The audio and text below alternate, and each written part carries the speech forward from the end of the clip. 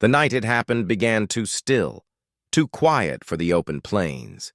Even the crickets had gone silent, and the wind that usually whispered through the cottonwoods was gone. Cole Maddox had learned long ago that silence like that meant trouble. He stood on the porch, rifle slung across his shoulder, eyes fixed on the horizon where the stars bled into the darkness. Somewhere in his gut, he knew the hails were coming. Inside the house, Annie sat by the fire, sewing the torn cuff of her dress, an old nervous habit that helped steady her hands. Every flicker of light made her flinch. Her body might have been at the ranch, but her mind was back in Black Hollow, trapped in the memory of that night years ago, the sound of iron heating in flame, the smell of her own burning flesh, the laughter that followed. When Cole stepped inside, she looked up sharply. "You're waiting for them, aren't you?" He nodded. "They sent a warning. Men like the Hales don't send letters for nothing." "You should leave," she said, voice tight with fear. "They won't stop until one of us is dead." Cole crouched beside her, his rough hand covering hers. "I'm not leaving you, not now. You deserve to live without looking over your shoulder," her eyes filled with tears. "No one's ever said that to me before." Before he could answer, the horses in the barn screamed, a sound that sliced through the night. Cole shot to his feet, grabbed his rifle, and threw open the door. Down by the lower pasture, orange light bloomed against the dark sky. Fire! The barn was burning! "Stay inside!" he shouted, but Annie was already running after him. The heat hit them before they reached the hill. Flames roared, climbing the wooden beams, consuming hay and leather and life. Cole covered his face with his arm, trying to get close enough to open the stalls. Inside, the horses kicked and neighed in panic. He threw the door wide, shouting until they bolted free, wild and terrified. Then came the gunfire. The crack of rifles echoed from the ridge. Bullets struck the fence post beside him, splintering wood. Cole spun, firing back into the shadows. He saw them then, 4, maybe 5 riders, faces hidden under wide hats. One of them dismounted, lighting another torch. Annie screamed his name from behind the corral. "Cole!" He turned just in time to see a figure grab her from behind, a man dragging her toward the wagon path.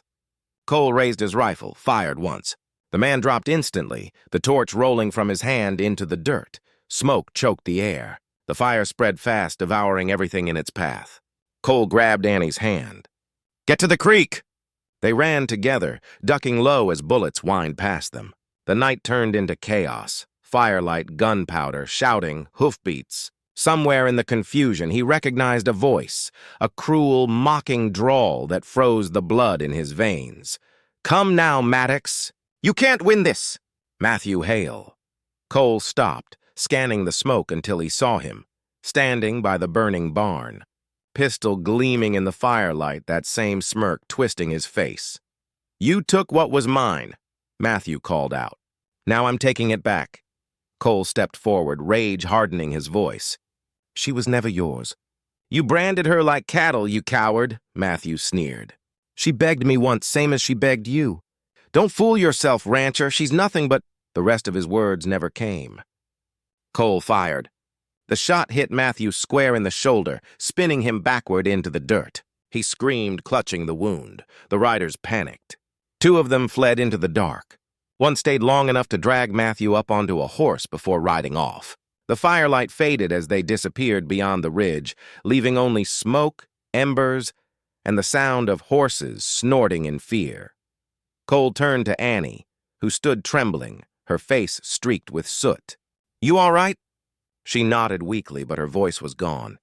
Together they watched the barn collapse in flames. Everything Cole had built, the tools, the feed, the stock, was gone in a night. But Annie was alive. And as the fire died down to glowing coals, Cole looked at her and knew. This wasn't over.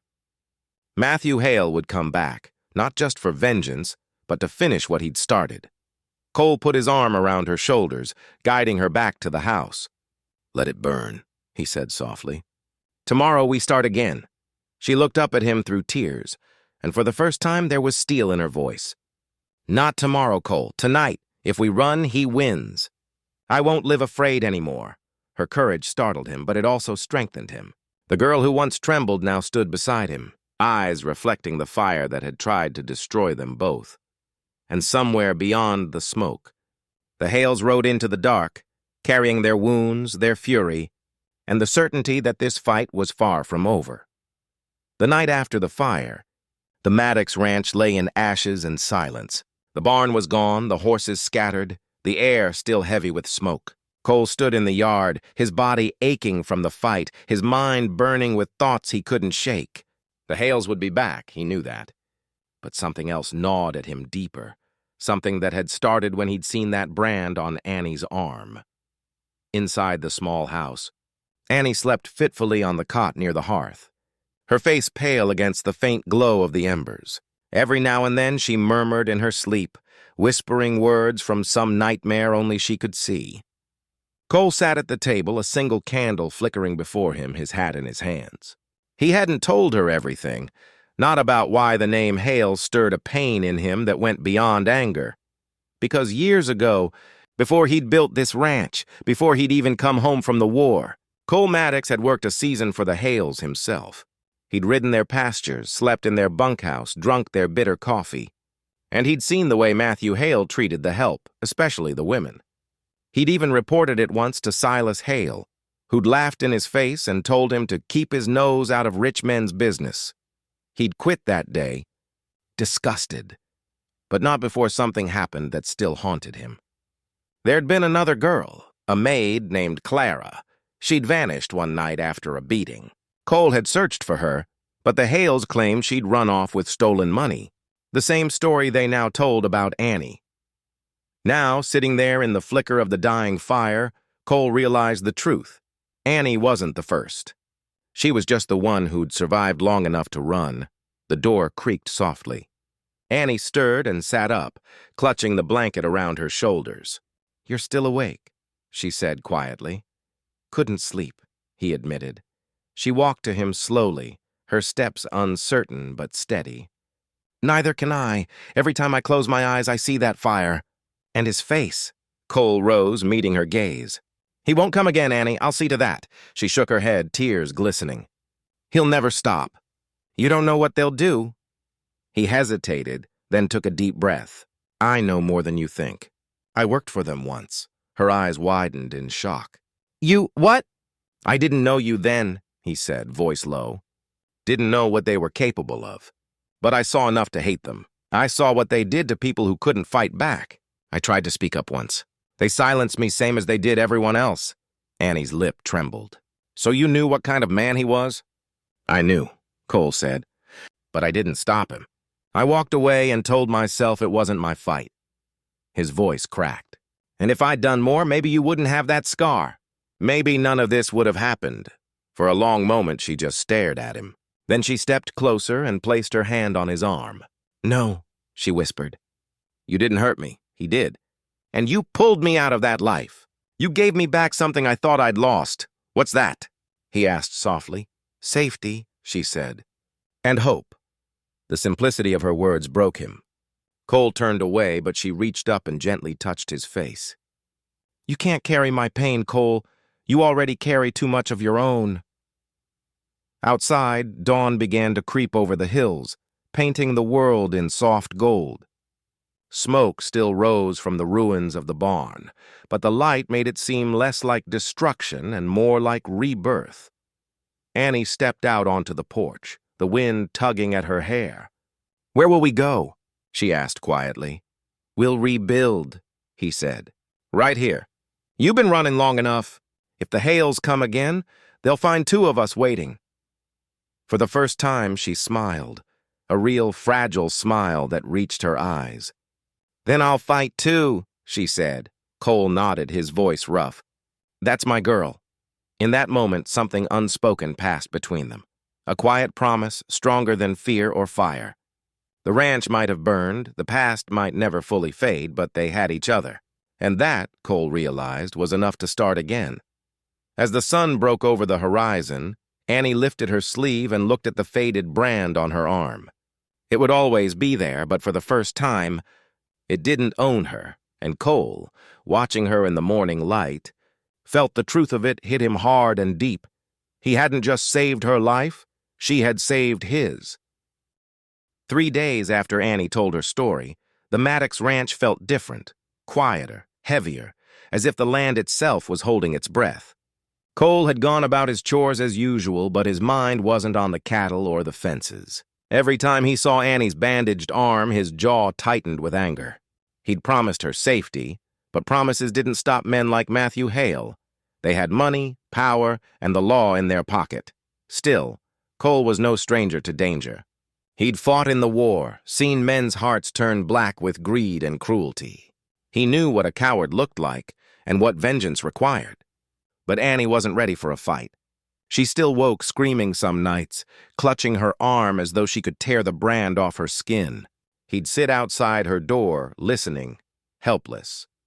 Then, one scorching afternoon, the peace shattered. Cole was in the far pasture mending a fence when he saw a cloud of dust rising down the long dirt road. A wagon drawn by 2 sleek black horses rolled toward the ranch. His stomach dropped. The Hales had arrived. He rode hard for the house. By the time he reached the yard, the wagon had already stopped. 2 men stepped down, both in fine suits, both carrying the kind of arrogance that money breeds. The taller one removed his hat and smirked. "Cole Maddox," he said smoothly. "It's been some time." Cole recognized him instantly. Silas Hale, the patriarch, Matthew's father. The man who ran Black Hollow like his own kingdom. And behind him, smirking like a devil dressed for Sunday, stood Matthew Hale himself. Cole's hands tightened on the reins. "You're a long way from your land, Silas." "Not so far," Silas replied. "I hear you've taken in one of my former employees. Thought I'd come collect what's mine." Cole's expression didn't change, but his pulse thundered in his ears. "No one here belongs to you?" Silas chuckled. "I'm afraid you're mistaken. The girl, Annie, is it? She ran from my ranch. Took valuable property when she left. We've come to see justice done." "Justice?" Cole spat. "You mean silence." Matthew stepped forward, his face smooth and cold. There was a thin scar across his cheek, one that Annie's nails had left years ago. "She's a liar and a thief," he said. "Tried to ruin my family's name. You'd do well not to get tangled up in her lies." Cole dismounted slowly, standing between them and the house. "I've heard her side," he said, his voice low. "And I believe every damn word." Silas's smile faded. "Careful, Maddox. You're standing on dangerous ground." "Then I guess that's where I'll stay." The older man's eyes hardened. "You can't protect her forever. The law's with me. She'll answer for what she's done." At that, a soft sound came from the porch. Annie stood there, pale as linen, clutching the post to steady herself. Cole turned, his stomach twisting. She shouldn't have come out. Matthew's gaze locked on her. "Well, well," he drawled. "Look what the storm blew back." Annie flinched, but Cole stepped forward, blocking her from sight. "You don't speak to her," he growled. Silas tipped his hat. "You've made your choice, Maddox. I hope you understand what it'll cost you." He climbed back into the wagon, and Matthew followed, though not before throwing Annie one last cold smile. "You can hide behind him for now," he said. "But you'll come back." "They always do." The wagon rolled away, leaving only dust and the echo of hoofbeats. Annie sank to her knees on the porch, trembling. "He found me," she whispered. "I told you he would." Cole crouched beside her, taking her hand. "He's not taking you." "Not while I'm here." But as he said it, he knew the Hales wouldn't stop at words. They'd come back, with papers, with guns, with the law. And Cole Maddox, a simple rancher, was about to face a family powerful enough to crush anyone who crossed them. That night, as he loaded his rifle and checked the locks on every door, Cole looked out across the moonlit plains and knew the truth. The real fight was just beginning. Annie wasn't the only one branded by the Hales anymore. Now, by choice, so was he. The following week brought no peace to the Maddox Ranch. The Hales' visit had left an invisible mark. Fear seeped into every corner of the homestead, settling like a shadow that refused to lift. Annie barely spoke. She moved like a ghost through her chores, always glancing toward the road as if expecting those black horses to appear again. Cole noticed the changes, too. The men in town who'd once tipped their hats now avoided his eyes. The general store that used to keep his account open suddenly asked for cash up front. Rumors spread faster than wildfire, poison planted by Silas Hale himself. "Word is you're harboring a runaway criminal," old Sheriff Burrow told Cole one afternoon when he rode into town for supplies. The sheriff's tone was stiff, rehearsed, the way a man talks when someone's watching. "They say she stole money from the Hale ranch, near $200. Cole stared him down. "You believe that?" The sheriff hesitated. "Doesn't matter what I believe. The Hales filed a complaint with the county. There's a warrant coming in the next few days." Cole's fists clenched at his sides. "You mean to tell me a girl gets branded, beaten, and run near to death, and you call her the criminal?" Burrow's face tightened. "Watch yourself, Maddox. You cross the Hales, you'll find yourself ruined before you draw another breath." Cole left the office without another word, but the warning echoed in his mind all the way back to the ranch. The Hales weren't just powerful, they owned judges, lawyers, and sheriffs. They didn't need bullets to destroy a man. By the time he returned home, Annie was sitting on the porch steps, staring out at the horizon. Her hair was loose around her shoulders, her face drawn and pale. She didn't turn when he approached. "They're turning the whole town against you," she said quietly. "I heard the storekeeper talking. They think you're keeping me for reasons they don't dare say aloud." Her voice broke. "You should have let me go." Cole knelt beside her. "You think I give a damn what they whisper? You deserve justice, not a noose." She looked at him then, her eyes full of tears. "Justice doesn't come for people like me. Only punishment." He shook his head. "Then maybe it's time we change that." That night, Cole sat by the fire with his old war maps spread across the table. He wasn't planning a battle, but he was planning something close. He sent telegrams to old friends from his cavalry days, men who still owed him favors. Quiet men who didn't scare easy. Meanwhile, Annie found herself drifting toward the barn, drawn by the sound of rain on the tin roof. She sank onto a bale of hay and wept silently, torn between gratitude and guilt. Every kindness Cole showed her only deepened her fear, because she knew what the Hales did to anyone who crossed them. When she finally returned to the house, she saw Cole cleaning his rifle. The firelight glinted off the steel barrel. "You're preparing for war," she whispered. He didn't look up. "I'm preparing for them." "Cole," she said, voice trembling, "they'll kill you." He paused, setting the rifle aside. "Maybe, but they'll never touch you again." Annie turned away, hugging her arms around herself. "You don't understand who they are." "I don't care who they are," he said simply. "They picked the wrong ranch this time." Outside, the wind began to rise again, whipping across the plains. Somewhere in the darkness, a coyote howled, a lonely, haunting sound that echoed the tension hanging in the air. The next morning, Cole found a letter nailed to his gatepost. No name, no signature, just a single sentence written in sharp, elegant script. "Give her up or lose everything." He tore it down, but his hands were shaking. Not from fear for himself, but from rage, because now it was clear the Hales weren't coming with lawmen next time. They were coming with guns, and Cole Maddox was ready for them. The night the truth began to surface was one of those wild Texas nights when the wind howled like a living thing. Clouds rolled low and heavy, swallowing the moon. Rain drummed on the roof, steady and merciless. Inside the Maddox ranch house, the lamps flickered as thunder rattled the window panes. Cole had just finished checking the horses when he noticed the bunkhouse light still burning. Everyone else had turned in, but Annie hadn't. She'd been quiet all day, even more withdrawn than usual after their trip to town. The gossip had shaken her deeply. Since returning, she hadn't spoken a word. He found her sitting by the small wood stove, her face pale and drawn. Her right hand clutched her left arm, the one always hidden beneath that sleeve. Beads of sweat dotted her forehead despite the chill in the air. "You all right?" Cole asked gently, stepping inside. She looked up, startled, her eyes glassy. "It's fine," she whispered, but her voice trembled.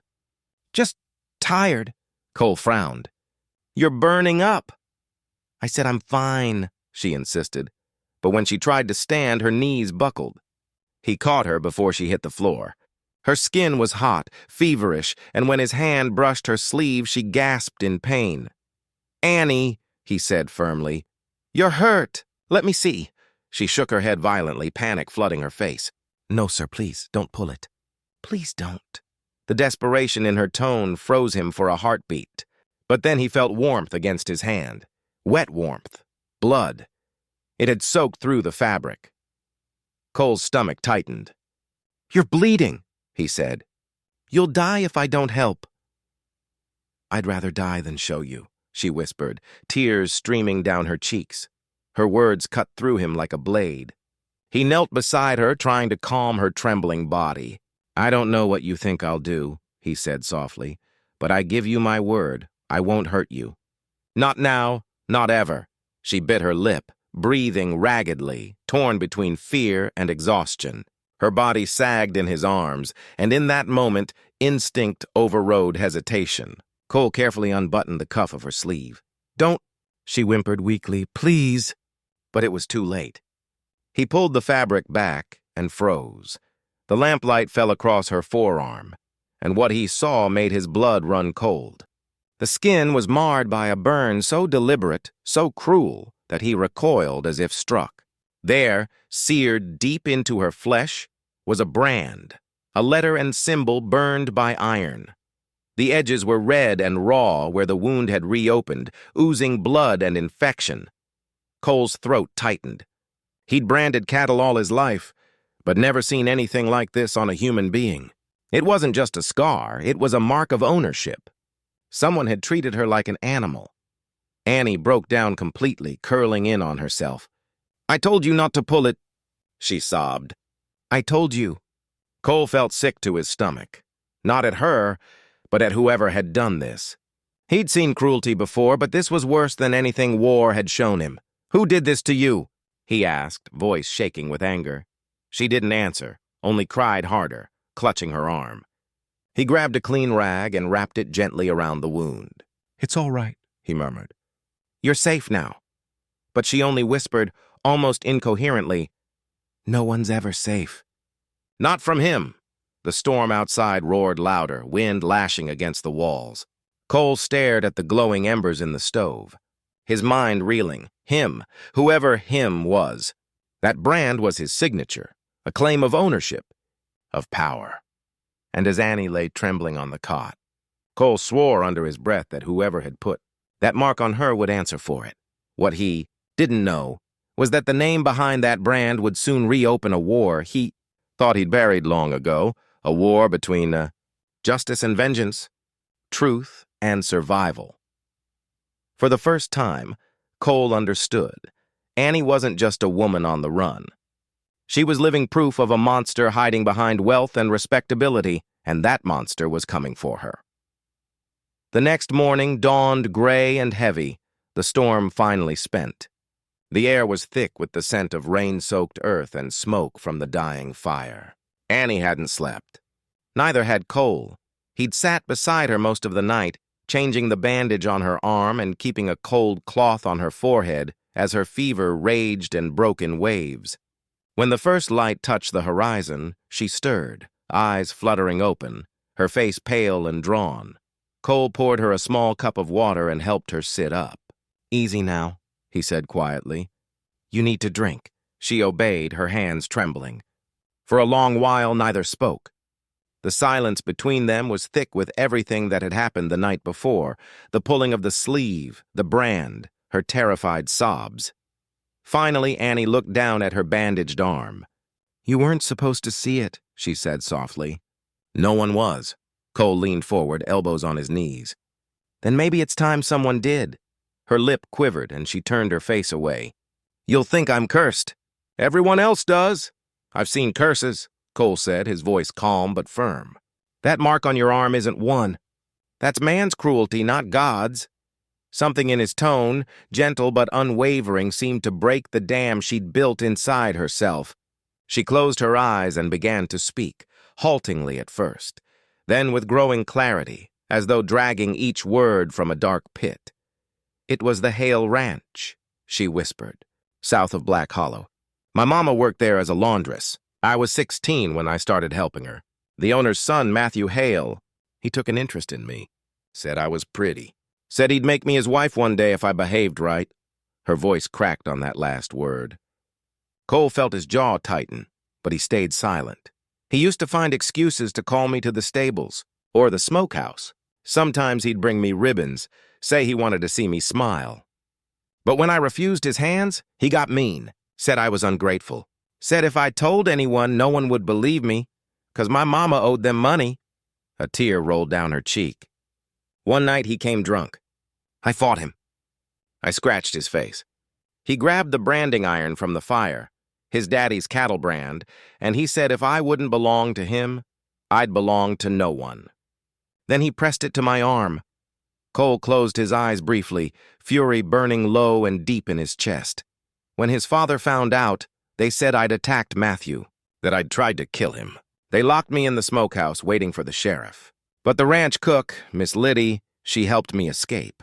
I ran till my feet bled. She swallowed hard. I hid in barns, begged for food, moved from town to town. Every time someone saw the scar, they looked at me different, like I was marked for a reason. So I kept it covered. Always. Her voice dropped to a whisper. He's still out there, isn't he? Matthew Hale. His family's rich. They own half of Black Hollow. That's why I never go near people. Why I don't sleep easy. Because I know someday he'll find me. Cole rose and paced the small room, hands clenched at his sides. You're telling me that bastard still walks free while you live in fear? Annie nodded faintly. He's a Hale. They always walk free. For a long moment, Cole said nothing. The fire popped in the stove. Outside, the wind moaned through the barn slats. Then he turned to her, his voice quiet but heavy with resolve. Not this time, Annie, not while I'm breathing. Her eyes widened. You can't stop him. He's dangerous. So am I, Cole said, his tone dark and steady. And I've seen men like him before. They only stop when someone makes them. Annie looked at him then. Really looked. And for the first time, something like hope flickered in her gaze. Weak, fragile, but alive. Cole knelt beside her again, adjusting the blanket around her shoulders. You've run long enough, he said softly. You're not alone anymore. But as the words left his mouth, he knew this wasn't over. The Hales were powerful, ruthless men. And now that Cole had learned the truth, he'd unknowingly declared war on a family that wouldn't forgive or forget. Out beyond the hills, the first sunlight broke through the clouds, calm after the storm. But in Cole's gut, he felt the warning. A darker storm was coming, one that would test everything he stood for. Days turned into a week, and though Annie remained on the ranch, she never quite belonged. She worked quietly beside Mrs. Weaver, washing, mending, and cooking, always with her eyes down and her right arm hidden beneath that faded sleeve. No matter how hot the afternoons grew, she never rolled it up. It wasn't shyness, it was fear, a fear stitched deep into her bones. Cole Maddox noticed everything. He wasn't a man who pried, but he couldn't ignore the way she moved, the small tremors in her hand when someone brushed too close, or how she'd flinch at a sudden noise. The other ranch hands avoided her now, half out of respect, half suspicion. Rumors whispered through the barns like dust in the wind. She's hiding a wound. She's hiding a crime. Cole didn't believe that. There was pain in her eyes, not deceit. One evening, after a long day branding calves, he came into the house to find Annie by the fire, sewing one of his torn shirts. The light flickered across her face, soft and tired, and for the first time since she'd arrived, she seemed almost peaceful. Cole hesitated in the doorway, watching her hands move with careful grace. You don't have to do that, he said quietly. She jumped, needle pricking her finger. I wanted to, she murmured. It's the least I can do. Cole took a seat across from her. The ranch house, once filled with his wife's laughter, now sat heavy and quiet. The crackle of the fire was the only sound. For a moment it felt almost normal, like he wasn't alone anymore. But then he saw it. As Annie reached for the spool of thread, her sleeve slipped back just an inch. Beneath the fabric, he glimpsed the edge of something dark, raw skin, bruised and shiny. It wasn't a cut. It looked like a burn. Annie, he said gently, your arm, are you hurt? Instantly she froze. Her face went pale, her hand pulling the sleeve down so fast she dropped the needle. Please don't. she whispered, eyes wide with terror. Don't look at it. I'm not going to hurt you, Cole said, holding up both hands. If it's infected, I can help. Her voice broke into a sob. No, sir. Don't pull it, please! The words hit him like a slap. Her tone wasn't defensive, it was desperate. The same kind of plea he'd heard from broken men on the battlefield, men who'd seen things they couldn't bear to relive. Cole leaned back, shaken. All right, he said softly. I won't. Annie's breathing was ragged. She turned her face away, whispering, I just need time. He nodded slowly, though inside he burned with questions. Who had hurt her so badly that even kindness scared her? What could be under that sleeve that made her tremble like she was staring down a gun barrel? Later that night, when Cole walked out to check the horses, he found Mrs. Weaver on the porch watching the storm clouds gathering again in the distance. She told me not to touch her arm, Mrs. Weaver said quietly. Like she thought I'd rip it clean off. Cole nodded grimly. She's hiding something, he said. But it's not what the others think. It's pain. Deep pain, Mrs. Weaver sighed. You can't fix pain like that, Cole. He looked back toward the bunkhouse window, where the faint glow of a lamp flickered against the rain. Maybe not, he murmured, but maybe I can give her a place to breathe. Inside, Annie sat by the same fire, staring into the flames. Her arm throbbed beneath the sleeve, the brand beneath it burning like memory. Every time someone came close, her skin remembered the iron, the smoke, the man who'd sworn she'd never be free. And as thunder rolled across the plains, she whispered to herself, Don't pull it, sir. Please don't. She didn't know that the man she feared might one day be the one to save her, not from others, but from the ghosts she carried on her skin. By the second week, Annie had begun to regain a touch of color in her cheeks, though the haunted look in her eyes never fully left. She worked from dawn till dusk, quiet, steady, never complaining. The ranch hands had grown used to her presence, but the unease still lingered, like dust that never quite settled. Cole Maddox watched her from a distance, torn between curiosity and protectiveness. He told himself he didn't need to know her past, but the truth was it gnawed at him. One morning, Cole hitched up the wagon and told Annie he was heading into town for supplies. Mrs. Weaver had taken ill, and he needed someone to help carry goods from the store. Annie froze when he asked. Her fingers tightened around her apron. I'd rather not, she whispered. It'll just be a quick trip, Cole assured her gently. In and out before the sun gets too high. After a long pause, she nodded, but the way she climbed into the wagon, careful, cautious, told him she was bracing herself for something. The road to Dry Creek Town was quiet, lined with mesquite trees and wide, open sky. Annie sat beside Cole in silence, her hands folded tightly in her lap. She kept her eyes fixed on the horizon, as if afraid of being recognized.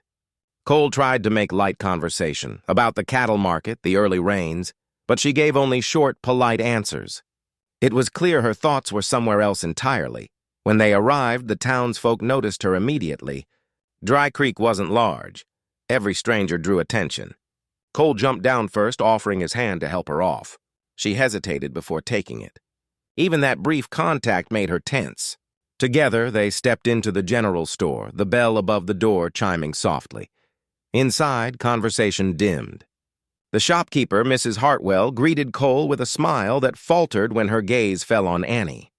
Don't think I've seen her before, she said, voice thick with curiosity. New help on the ranch? Something like that, Cole replied evenly. Annie kept her head down, pretending to examine a jar of preserves. But whispers began almost instantly, sliding like snakes between the aisles. Looks like that girl from Black Hollow. Lord, you don't mean the one who killed her employer's boy? Ran off after they found him dead, didn't she? The air in the shop grew heavy. Annie's hand trembled as she set the jar back on the shelf. Her breathing hitched. Color drained from her face. Cole straightened. That's enough, he said, his voice low but cutting. The room fell silent. He turned to Annie. Go on and wait by the wagon, miss. She nodded quickly and hurried out, her movements stiff with shame and fear. Through the window, he could see her standing in the sunlight, clutching her arm beneath her sleeve. Mrs. Hartwell leaned closer and whispered, "If that's really her, you best be careful." "Cole, folks say she's dangerous." Cole met her gaze, steel in his eyes. "Folks say a lot when they don't know the truth." He finished his purchases in silence, then stepped out into the street. Annie stood by the wagon, her face turned away. "They know me," she whispered when he approached. "Or they think they do." "You don't owe them anything," Cole said quietly, setting the supplies down. "You're safe here." Her eyes filled with tears. "No one's safe when the past catches up, sir." That evening, back at the ranch, Cole found her behind the barn. The smell of smoke drifted in the air. She was burning something in a small tin basin. He caught a glimpse before the flame devoured it. Old letters, folded and yellowed, sealed with the wax of a wealthy estate. He didn't ask what they were. Her shoulders were shaking, her sleeve damp with tears. Cole watched the papers curl to ash, the firelight flickering across her haunted face. He realized then that whatever secrets she carried, they weren't buried. They were chasing her. And soon, they'd reach his doorstep, too. As the last letter turned to embers, Annie whispered to the night, "It'll all find me again." "It always does." Cole turned away, his jaw tight. For the first time, he wondered if taking her in hadn't just been an act of kindness, but a choice that might bring a storm far greater than any the plains had ever seen. The Texas plains stretched wide and silent under a heavy gray sky. The wind came in low, dragging dust and the scent of rain across the open land. It was near dusk when rancher Cole Maddox first saw her, a lone figure stumbling along his northern fence line, where the land broke into a gully. Cole was out checking his herd before the storm hit. The clouds above rolled thick and bruised, lightning flickering like restless spirits. At first, he thought the figure was a lost hand or a drifter cutting through his property. But as he rode closer, he saw the shape of a young woman, barefoot, mud-caked, her hair tangled, her dress torn as if she'd crawled through barbed wire. She moved unsteadily, clutching her right arm close to her chest. "Miss," Cole called out, reining in his horse. She stopped dead in her tracks. The look she gave him wasn't one of surprise, it was pure terror. "Don't come closer, sir," she said, her voice trembling so badly the words barely held together. Cole stayed where he was.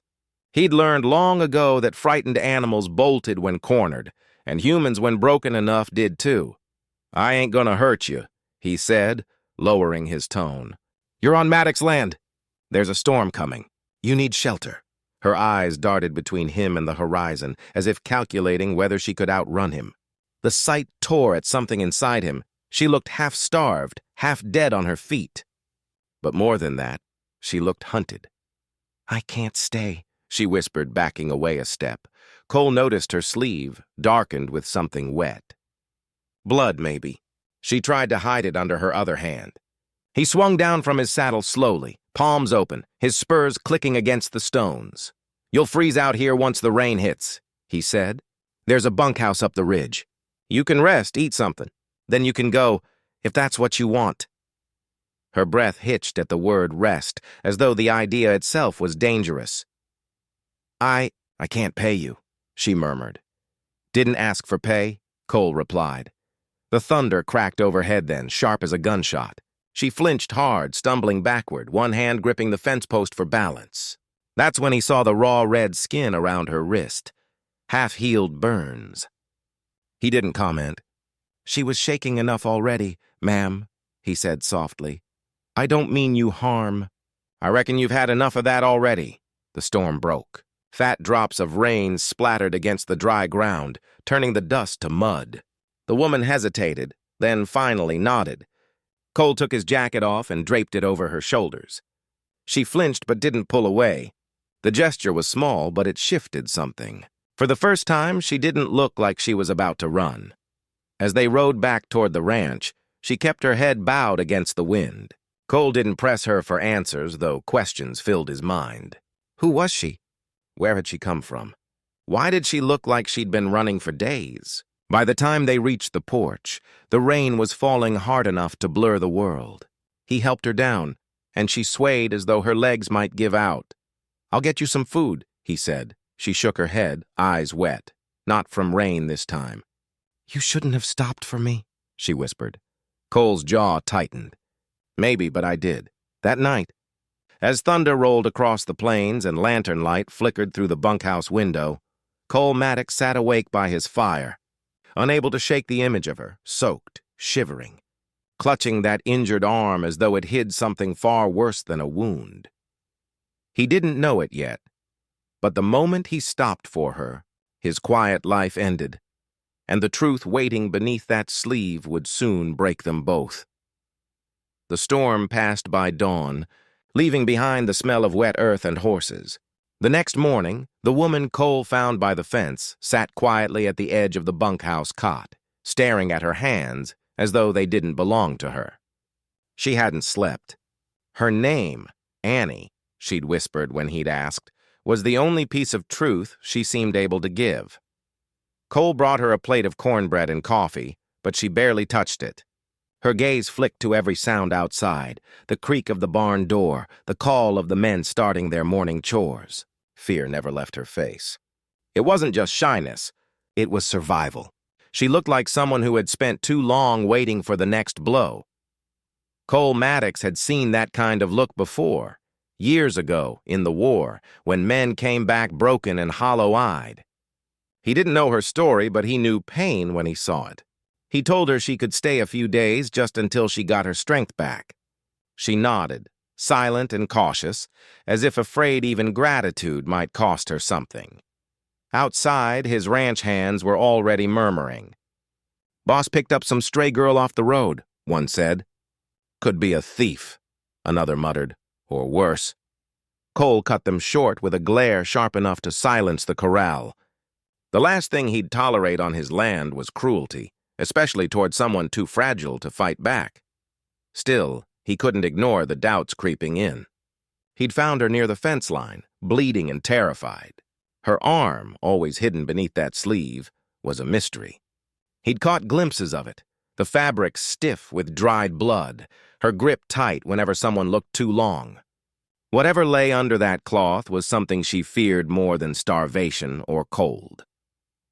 As the day passed, Annie began helping around the kitchen, sweeping floors and peeling potatoes with quiet efficiency.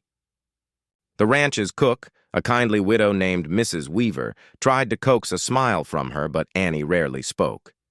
Every noise made her flinch. Every man's voice made her tense. When Cole passed by, she'd nod politely, but never quite meet his eyes. Later, while tending the horses, Cole found himself thinking about her again. The ranch had been a silent place for years, since his wife Clara died during the fever. He'd grown used to loneliness, to the rhythm of work and the emptiness of evenings. But now, something about that broken girl stirred the part of him that still believed in mercy. That night, over supper, Mrs. Weaver mentioned that Annie had been crying quietly while washing dishes. Cole frowned. "Did she say why?" he asked. "She said she's not used to kindness," Mrs. Weaver replied softly. "Said it scares her." Those words stayed with him. Not used to kindness. Cole realized that for someone to fear simple decency, they had to have known only cruelty. Whatever she'd run from, it wasn't just poverty, it was something darker. After supper, he knocked on the bunkhouse door. She opened it slowly, her face pale in the lantern light.